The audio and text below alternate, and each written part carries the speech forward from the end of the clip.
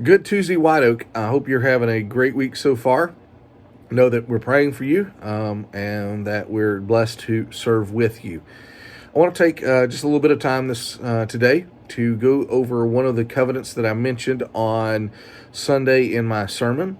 And then tomorrow I'm going to do another one, and then on Thursday do the third one. This morning today we're going to see the Abrahamic covenant. And we're going to look at actually how that kind of unfolds and kind of the tenets of it, so that we have an understanding as we read through the Gospel of Matthew how Jesus was fulfilling these things. And so I'm really today going to deal with things going on in the book of Genesis. And so if you want to study, Genesis chapter 12, 13, 14, 15, 16, 17 are the kind of the places to be seeing this covenant. The covenant is first seen in Genesis chapter 12, in verses 1 through 3. Here's what Moses writes. The Lord said to Abram, "Go out from your land, your relatives, and your father's house, to the land that I will show you. I will make you a great nation, and I will bless you. I will make your name great, and you will be a blessing. I will bless those who bless you, and I will curse anyone who treats you with contempt. And all the people on earth will be blessed through you." But to understand what's going on here and understand covenants, there's one thing that I want to talk about for just a second, and that's that there are two really primary ways or agreements within a covenant. First is there is a conditional or covenant, or bilateral covenant, which means that both parties that come into this covenant have things that they must do, that there's an agreement between the two, that both are held accountable in fulfilling this covenant. Excuse me. And that is the primary kind of covenant throughout the Old Testament. But the second kind of covenant is the unconditional or unilateral covenant. And this is agreement between two parties, but only one of the two parties has something to do. They're the primary keepers of the covenant. And this covenant here with Abraham is that kind of covenant. It's a unconditional covenant. It's God keeping the covenant. It's God doing the work of the covenant. Matter of fact, in Genesis chapter 15, you see the covenant performed. You see where God walks through or carries a lantern through, or is the lantern that goes between the sacrifices as Abraham is in this deep sleep. And so the covenant is really God keeping this covenant. Abraham is part of it, but the one who keeps the covenant is God. He's the one who's going to hold on to it. And because of that, there's some things that we need to see and understand and know to help us better understand this covenant.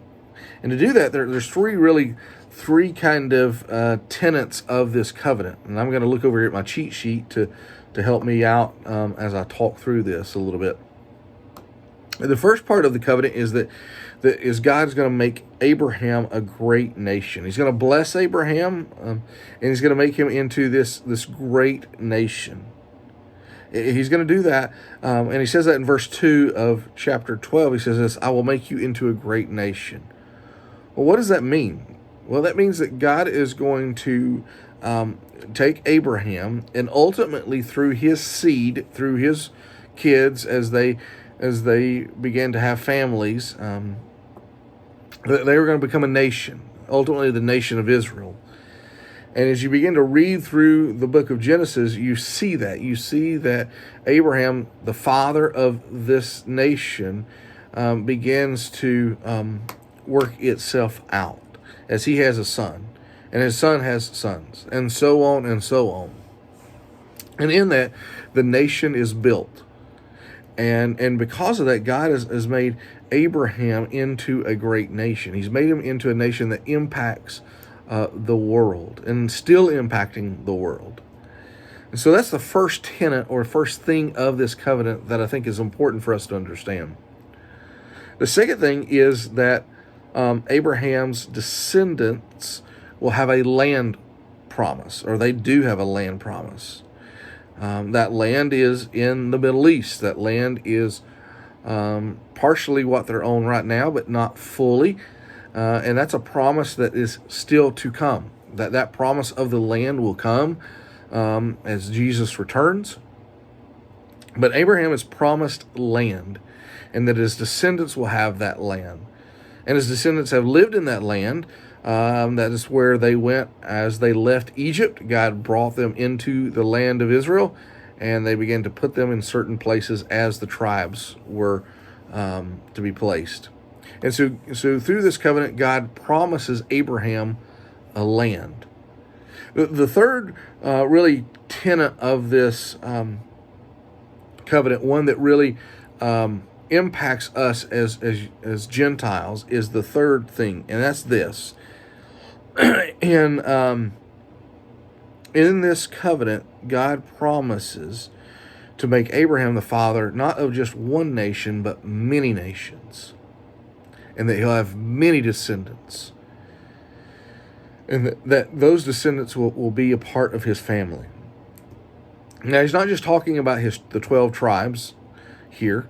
He's not just talking about Ishmael, his son by his comes by his concubine, but this is the nations here. This is in Matthew chapter 28. Jesus says, "Go unto the nations and make disciples."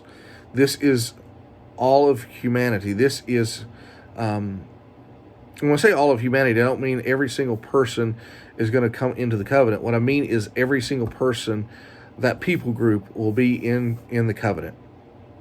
And so what's going on here is God is promising Abraham that you're going to be the father of many nations.